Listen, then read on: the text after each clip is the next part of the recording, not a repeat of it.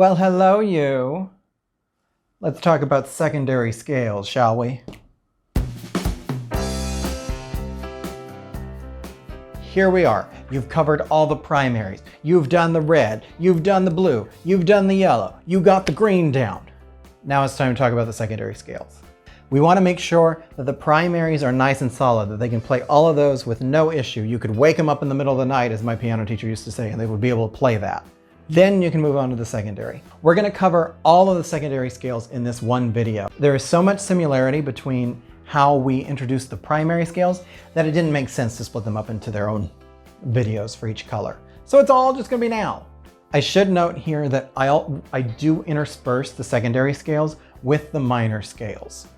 That's going to be in the next video where we cover those. And we'll get into more detail about which goes where and how that all works. This is just secondary majors. But make sure you subscribe and like and do all of that stuff so that you know when the minors are coming.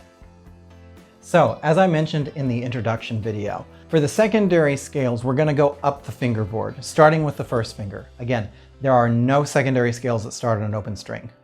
So we're going to start with the first finger scales, which are our yellow pattern scales. So we're going to go roughly in the same order of introduction that we did for the primary patterns, which means we're going to start with E flat. So the way that I introduce pretty much all of the secondary scales is I will have them play the matching primary and then just transpose up or down a half step. I'll have them play E major, and in this case I will say, don't play your open A on the way up, play it with the fourth finger. And usually they'll be like, oh, okay, that's weird, but I have them do it anyway. When they get through that, I'll say, okay, now move your whole hand down a half step. Sometimes they won't necessarily know what that means, so you can say something like, put your first finger where it is for your green pattern scales, or something along those lines, if they need a little extra boost for that. So I have them transpose the hand down a half step and then tell them, play exactly what you just played, and then they'll play an E flat major scale. It is that simple. And like I've said before, it takes some of the fear out of those trickier keys because they've, at this point, played an E major scale a bunch of times. They're just starting it in a new place. That's not that difficult. As you're doing the secondaries, you can again bring up some ear training and talk about the resonance of things, how this, well, not this one, because as we talked about in the yellow video, this one has the same amount of resonance as E major. But something like C flat, you can definitely compare that to C major and have them listen and see how C major rings a little bit more because you've got the open strings resonating. So from the E, we're going to go down to A flat, then do the B flat, and then now we can go back to our primary green scale and pick up the 2-octave B flat that we didn't do then. Ta-da! So here they're just stitching together that old green pattern and yellow. So it's a nice green, green, yellow, yellow. Nice and easy. So now we're going to go on to the green, which are F sharp and B. And once again, we can pick up with that primary yellow and get a 2-octave B. So now they've got two options for 2-octave B scales. It's a nice time. And again, you're just going to have them play F, transpose the hand up a half step, they play F sharp. Nice and easy. The third finger blue scales are where things start to get really fun. So when we get to the third finger blue scales, I start with C flat. And again, have them play C, transpose down a half step, they've played C flat. Where the fun comes is this is where we can start talking about enharmonics. They should already sort of have the idea of enharmonics as far as notes go in their head at this point, but now we can talk about the enharmonic scales. So I'll have them play B and then have them play C flat and notice the difference, right? And here's where I get a little pedagogically weird. On the piano, there's no difference between those two, right? But the great thing about us string players is we can make a distinction. B is when you start with second finger. C flat is when you start with third. Even though they sound the same, it's the fingering that makes the determination to what scale you're playing. Now, of course, when we get to 2 and 3 octave scales where they're shifting, I don't make that same distinction because it doesn't make as much sense. It's better to have the one solid fingering for just a B scale, right? Than it is to have, oh, you're gonna shift in a different spot. It just doesn't make as much sense. Get the one fingering down. But for first position, it can make sense to make these distinctions because it can help them when they're playing in some of these keys to really kind of look and see and find better fingerings, right?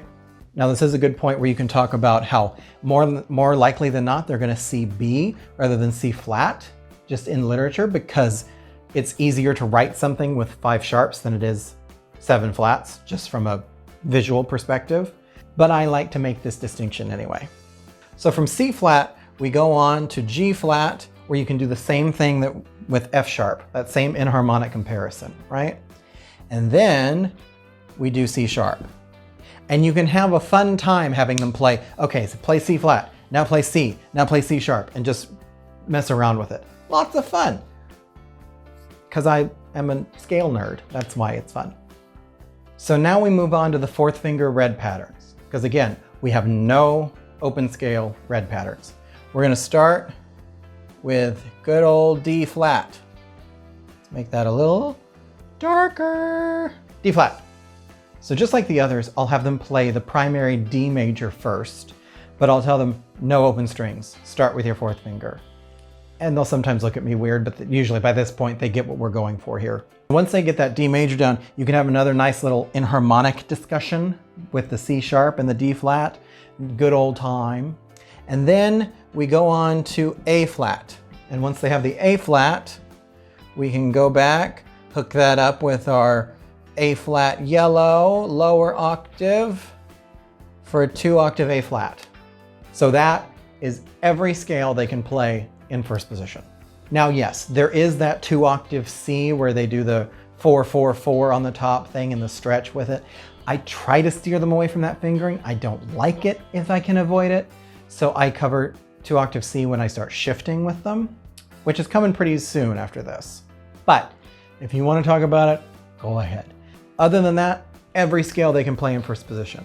If you follow this system, they won't be scared of these keys, right? They will be able to go all the way around the circle of fifths, playing every single key without any of that, oh no, it's 6 sharps, oh no, situation that happens sometimes. They don't know the keys are scary if we don't tell them that they're scary.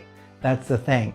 We get into our brains as musicians that these are hard keys. And sure, in literature, they can be harder, but they don't have to be. So much of it is psychological, right? So don't tell them it's hard. I've had 6, 7, 8-year-old students go all the way around the circle of fifths, no problem. It's just breaking it down, transposing, getting the primaries really solid foundation, and then here you go. Next set of videos is going to be the minors. And again, we intersperse them here. There's some minors here, some minors here, some minors there.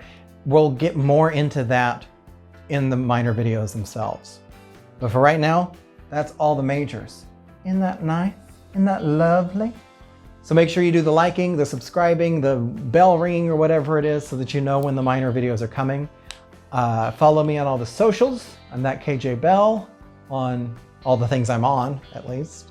So here you go. Happy scaling.